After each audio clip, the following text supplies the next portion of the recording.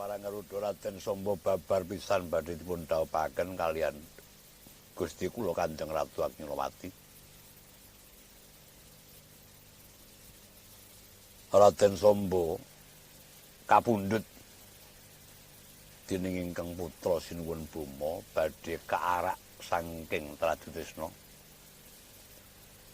Dene paduka ing kajibah mangku Gusti kula Kanjeng Ratu Agnilawati. Ujubing penggalih putra paduka ing Sinuwun Prabu Boma kepengin bepisanan antawisipun paduka lan ingkang sinuwun ing Tradutresna.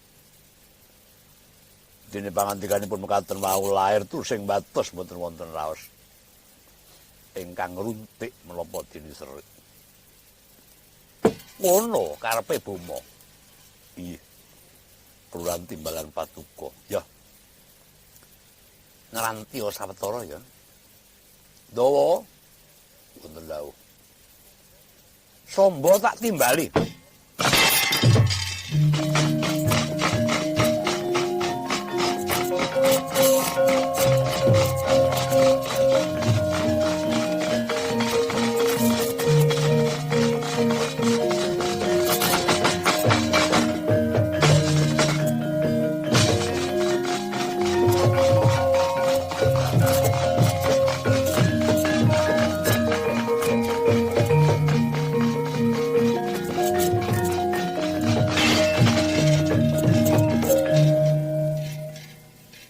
Samba wonten dawuh Dewaji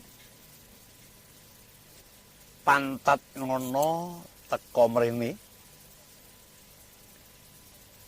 ngemban timbalan ingkang raka si Boma Nrakasura karepe Boma kowe lan Agnilawati babar pisan bakal didhawuhake. Aja nganti ngurangi keluraning Praja Ndrawati apa dening Tradutresna. Sira bakal dilanting dening sedulurmu si Boma. Agnilawati aku ingkang amangku. Karepe Boma mung mligi kepengin bepisanan kalawan aku. Lakon ingkang ala iki aja nganti malembar sumebar marang praja tetangga sumitrane kadangmu si Boma. Yen keteman